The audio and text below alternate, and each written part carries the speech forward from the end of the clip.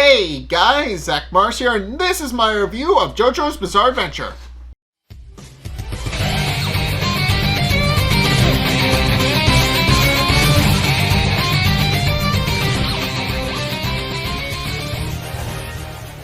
Okay, so in this episode, Trish finally awakens her stand, and that's what the episode is named for and what the episode is. But, yeah, this episode kind of just showcases the latter half of the fight against Notorious B.I.G. and how Trish actually activates her stand in this episode finally, and kind of gains the ability to fight alongside the rest of Team Bucciardi. But in case this episode opens up immediately where the last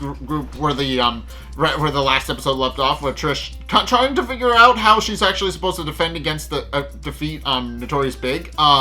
And she quickly runs into a problem, pointing out that she needs to be fast enough to get to the brooch, but also points out that if she moves too quickly, she is going to attract its attention, and wonders how she's actually going to be able to do that. And concludes that the best way to do that is to just slowly back away and find a way to actually get to the closet until she can get to Bucciardi, since all she can really do is scream for help right now, so she doesn't really understand how she's actually supposed to defend off against the stand. But it's at this point, while she's actually stepping backward, she actually unwittingly finds the recliner button for one of the plane seats, and while she's actually slowly making her way toward the cabin, she does ultimately discover that the seats recline, and realizing that she can most likely use this to her advantage to lower the stand into a vulnerable spot so that she can actually get to it. She decides that she could actually turn on the recliner, but while she herself admits that that's a very risky move and there's no guarantee it'll actually work, subconsciously she winds up clicking the button on the recliner anyway, even though she notes that it is very strange. And sure enough, the Notorious B.I.G. immediately goes for the recliner after hearing it recline and tries to punch it, and immediately starts attacking and destroying it, which does give her an opportunity to actually go up to it and try to take the brooch while it's distracted. Unaware that the bottle she literally just reclined had alcohol on it, and it got smashed up alongside the seat. And sure enough, once it gets undistracted, it immediately starts going back for the brooch again. But she points out that there's more than enough seats for her to recline until she can actually reach the brooch. But what she doesn't realize at this point is that some of the alcohol actually wound up getting on her leg. And sure enough, when she goes to move, the stand immediately attacks her, and she does eventually realize that that there is indeed alcohol in her leg, though as I explained, she doesn't know how it got there, but there is indeed a bottle of alcohol on the seat that she initially reclined, and it got smashed up by the stand. When she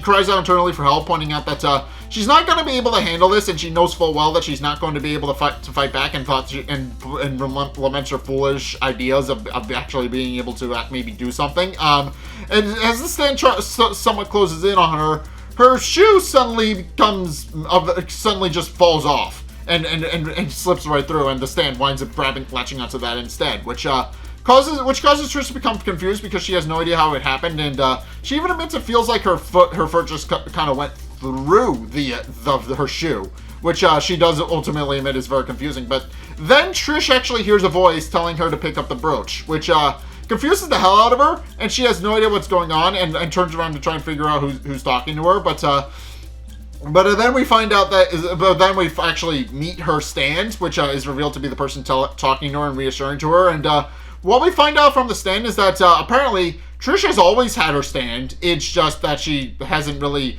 had she's had the mental fortitude to wield it, but she hasn't had the confidence to wield it or summon it, and hasn't figured out how to do that yet. So yeah, the stand and what we also find out is that the stand is actually sentient in this moment, which should be obvious considering it's talking to her. But Trish is very confused and asks for an explanation as to what exactly it is she's seeing, and what we find out is that the stand it doesn't get its name until much later, but the stand admits that it is very much her, also points out that it is also her ability, and it was the one responsible for actually taking her shoe off so that she could actually get away from Notorious B.I.G. And then it also once again reiterates its point that it also needs orders to actually protect her, and also points out that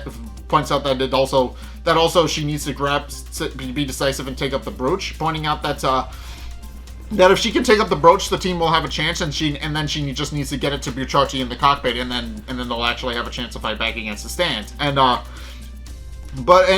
course, Trish does ultimately take that advice to heart and swoops up the brooch, but this actually casts the attention of Notorious B.I.G, who tries to latch onto her and notices that what she's doing and tries to go after her, but it's at this point where she actually winds up running into getting backed into a corner and backed into a seat where she doesn't fully understand how she admits that she is indeed a stand user now, but doesn't know the first thing about her stand and how it works, and points out that she's not going to be able to fight back against this thing for the time being. But then she notes that the seat she's actually sitting in has also become soft and falls and proceeds to fall through it and onto the other side of it. And what we find out is that this is her stand's ability, as well as the stand explains. As we find out, Trish's stand explains that its ability is to make things soft, and that it used its ability, and then in addition to using its ability to take her shoe off earlier, it also made the seat soft so that Trish could go through it and hide behind it. And sure enough, she has indeed fallen behind it. At which point,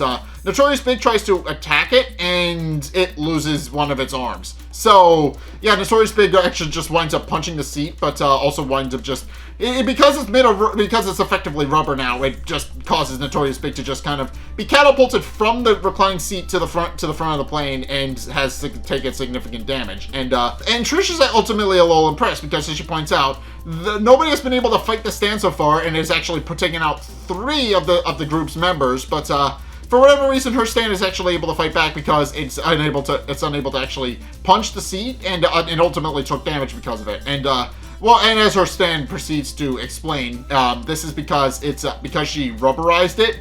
As the stand admits, it actually became harder than a diamond, as her own admits, because obviously rubber doesn't move.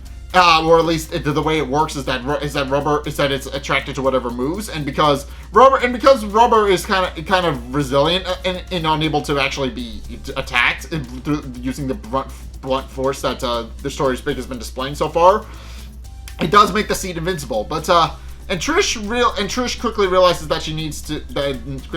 that now that she has an advantage to actually get away from Notorious B.I.G, she needs to retreat. But her stand ultimately tells her not to move, pointing out that it isn't that obviously the stand will track her movements if she tries to move. But Trish doesn't really listen, pointing out that she needs to get as far away from the stand as possible, and immediately runs into the closet, with which Notorious B.I.G tracks and proceeds to try and attack her in the closet. What she winds up doing is she winds up making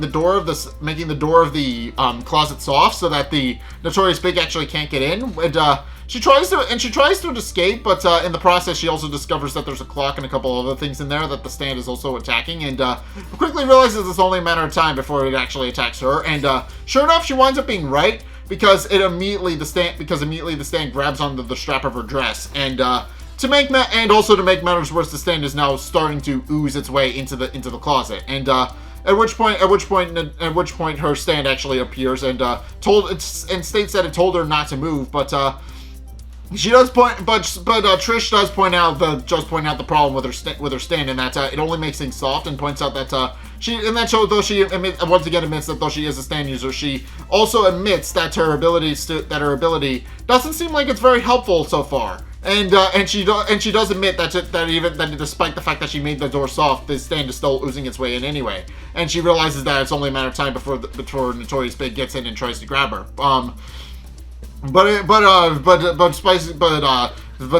the stand ultimately admits that tells her again not to move again. And when we find out why, as eventually Notorious B.I.G does wind up making its way into the closet, but But instead of attacking Trish, it does ultimately let her go and starts. And this is a rather comical scene, but it starts rather comically punching the clock that was in the closet, which when we find out Trish's stand is actually turned to rubber, and of course this is what the stand actually meant, in that it's not supposed to move, in that she's not supposed to move faster than the second hand on the clock, so that because as long as the second hand is still moving, and as long as Trish doesn't move faster than the second hand, the clock will continue to have Notorious B.I.G's attention. And it's at this point where the stand just points out that now that they have distracted it, they can now easily destroy it rather decisively. And with that, the stand then proceeds to take the coat bar from the top of the closet, and then proceeds to jab it into the stand's eye and slowly but strongly rip it apart. And Trish can't help but admire the decisiveness of her stand, and the stand does kind of trash talk Notorious B.I.G as it goes down and gets ripped into pieces, telling it to stop clinging onto the world, and that it doesn't belong there, and that this is the realm of the living, and proceeds to rip the undead stand into many little pieces until there's barely anything left of it. And Trish, very impressed by her stand's abilities, asks it for its name, pointing out that it needs to know what to call it, and the stand decisively declares its name as Spice Girl, which Trish decides is fitting. So yeah, this is like the first instance of a stand naming itself. I know there's been like sentient stands, but I think this is like the first instance of one actively giving its own name to its stand user, which is kind of interesting. But in case now with Notorious B.I.G ripped into tiny little pieces, and now armed with her new ability, Trish then proceeds to retreat back into the cabin, and with Giorno's brooch, and which is since mostly formed into a hand by this point, and declaring that the fight is now over and that Notorious B.I.G has no way of actually reviving itself now that it's been ripped into pieces. She does declare victory, and points out that they'll need to get the attention of Bucciardi to actually bring it back to him. And with Spice Girl remarking that Giorno is a very interesting individual, as it points out. As we find out, despite the fact that they barely know him, it's his kind heart and indecisive plans of action did ultimately cause Trish to actually develop as a person and eventually develop her own stand, which or rather finally figure out how to manifest her stand, which, because it's been established that she's had the stand since she's been very little, but hasn't been able to use it yet. But of course Trish does agree, pointing out that she has definitely grown as a person. But it's at this point where Bruno and Abbacchio note that something is very wrong, and point out that they need to actually figure out how to and point out that they seem to be losing altitude and slowing down. And so Bucciardi actually winds up climbing out of the cockpit to go and investigate. And it's at this point where Trish decides to tell him about how she dealt with Notorious B.I.G and how it shouldn't be a threat anymore. In spite of that, Bruno has a bit of an interesting reaction where he notes that where he just tells Trish to actually move to the cockpit slowly and tells him to just bring in the bridge slowly so that they can heal Giorno. But what we actually of course what we find out is that the plane is still very much falling down, and with Bruno just telling Abbacchio that he figured out the source of why the plane's falling out of the sky, and he once again reiterates that Trish needs to move slowly to get as far away as possible, and it's at this point where we find out, and what Trish figures out for herself, why Bruno's actually being so apprehensive. And what we find out is that apparently, despite being ripped into tiny little pieces that couldn't actually do anything on their own, Notorious B.I.G actually managed to somehow absorb its way through the closet and latch its way onto the various engines of the plane. And sure enough, it's actually been slowly absorbing the energy from the plane to become bigger, and has actually absorbed the entire latter half of the plane. They just absorbed the back half of the plane, and now the plane is just Notorious B.I.G from the head to the foot. But and of course, Trish is a little bit mortified because she thought she defeated the stand, but and does decide that it is ultimately invincible. But it's at this point where Bruno points out that she just needs to get to the cabin very slowly, and points out that they'll likely have to make an emergency landing in the Tyrrhenian Sea because that's the nearest body of water and that's where they can actually land the safest. But he does point out that despite that, he has no idea how he's actually going to be. That have no idea how to actually face off against the invisible stand. But Trish, now determined to actually save everybody and determined to actually defeat Notorious B.I.G once and for all, and since it's kind of her fault that it ate the latter half of the plane. It wasn't exactly her fault. She did try to defeat it, but of course, because it didn't quite get finished off, it was able to actually absorb the latter half of the plane. But in case Trish, with her newfound determination, then proceeds to kind of ignore Bruchardi's orders and immediately run into the cabin, much to his surprise and concern, pointing out that obviously the stand is going to catch up to her if she does. But she ultimately points out that if she had gone slow, it would have caught up to her a lot faster. So and hence why she decided to rush into the plane and does declare that she's not going to let it kill any more of her friends. So she immediately runs into the cabin and slams the door, and then uses her ability to keep the stand out so that it doesn't actually wind up attacking her, which kind of confuses Bucciarati and Abbacchio a little bit, because they have no idea what exactly is going on. At which point Trish then proceeds to summon Spice Girl, which, as we find out, its stand cry is actually a name of one of their songs, "Wannabe," which is really funny. But she winds up summoning Spice Girl and starts punching the cabin. And what we find out is, and through Trish's logic, is that they are going to actually drop the latter half of the plane by turning the cabin of the plane into a parachute, so that the rest of Team Bucciarati will be able to float out of the range of the stand, and the stand in turn will fall to the bottom of the ocean.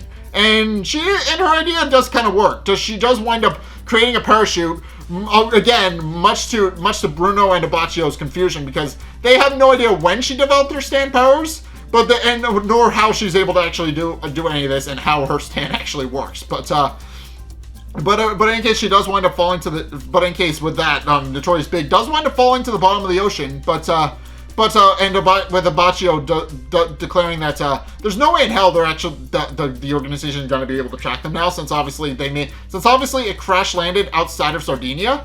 And does point out that because of that, they'll actually be able to maybe get away from the organization, because there's now no longer any way that they can track them. But Bruno does point out that isn't going to be as simple, and proceeds to summon his sticky fingers, which pointing out that the stand is truly invincible and that there's no way to get away from it. And sure enough, what we find out is that despite the fact that they managed to get away from the stand as quickly as possible, a part of it did wind up getting in Abbacchio's hair, and has started absorbing some of his energy to regain mass and try to do a one last ditch attack against them.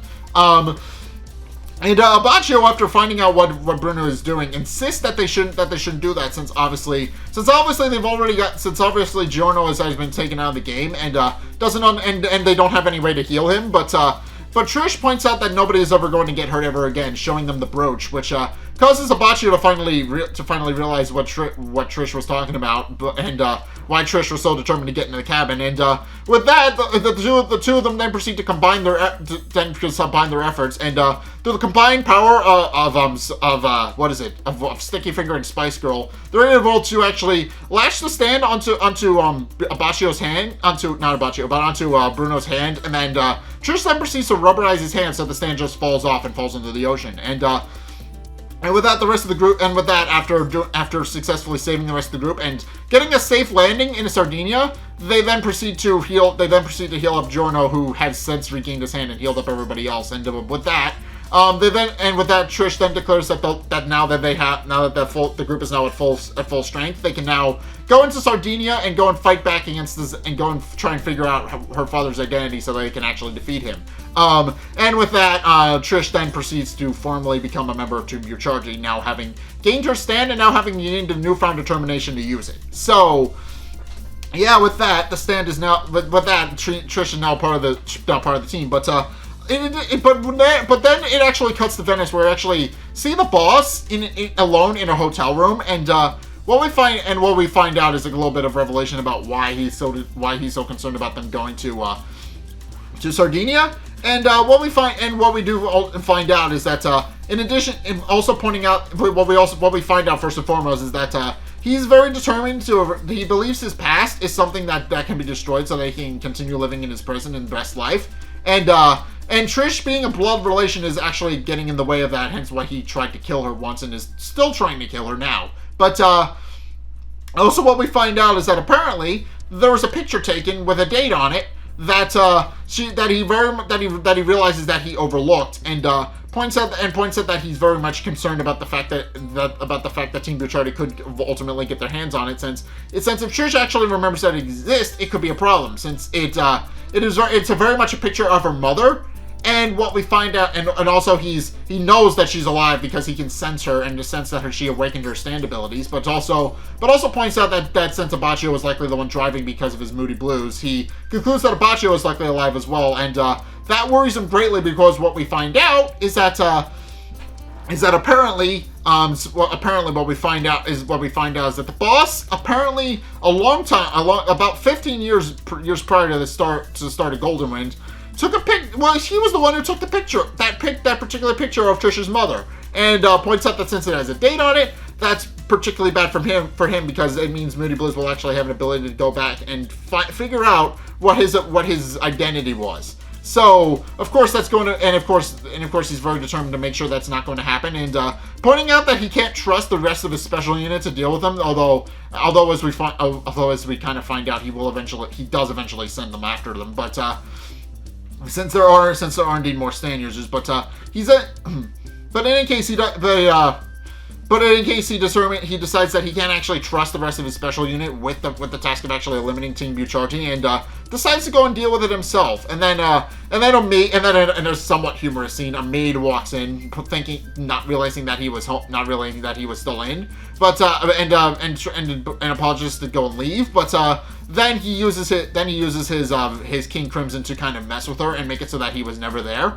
And the maid realizing that he's gone, and not remembering why she came in the first place, just realizes that she needs to actually clean, and then decides to clean up his room while he's gone, with a picture of Giorno then proceeding to blow out the window where he obviously escaped from. So yeah, and there's a couple of things I want to discuss. First and foremost is that Hirohiko Araki, the creator of JoJo's Bizarre Adventure, has admitted that he doesn't really like Notorious B.I.G all that much. As he explained in an interview once, the reason Notorious B.I.G exists is because it was something that Trish could fight. That is literally the only reason he created it. And he even admits that he liked designing Karn a lot more. But yeah, I do like that. I do like the arc because it does ultimately cause Trish to actually kind of grow a spine a little bit and actually become a fully fledged stand user. And though Araki has admitted that he doesn't like Notorious B.I.G, I didn't like it as an ability. It was one of those things just attacks that is just indiscriminately attacks anything that moves fast, and also I didn't mention this in the review, but what we find out is that after its defeat, because obviously defeating it directly is impossible, what we find out is that actually sink into the Tyranian Sea and has been just attacking the waves that are there, and occasionally will sink a ship, because it's when they get too close, it'll actually sink a ship that's moving faster than the waves, and it has since been called Tyranian Stomach because of that. But and of course, because it looks like a sea monster, obviously people just think it's a sea monster and think it's just and think that the area is cursed. So yeah, and they're not wrong about that, but it is just a little bit of a funny fate for the stand. I thought it's just its own hyperactive sensing of things that are moving faster, and it just wind up turning against it. But in any case, yeah, that's gonna do it for my review of JoJo's Bizarre Adventure. What did you guys think? Let's get a discussion going in the comment section down below, or over on my Discord server, link in the description. Anyway, thank you guys so much for watching. If you enjoyed, be sure to like, comment, and subscribe. Also, be sure to follow me on Twitter in the description below. Be sure to check out my Patreon in the description below as well. It's only a couple bucks a month. It does really help me out, and you guys get access to a bunch of cool perks down on my way saying thanks. So be sure to check those out. Link is down in the description. And finally, if you want to see more content from me, then be sure to check out the videos linked in the end screen. The top video is the most recent one. It may or may not be this one. Whereas the bottom video is a video recommended to you based on what you've already seen from me. So if you want to try something new or see more of what you like, then be sure to check both of those videos out. But in any case, thank you guys so much for watching. Until next time, I'll see you guys in the next video.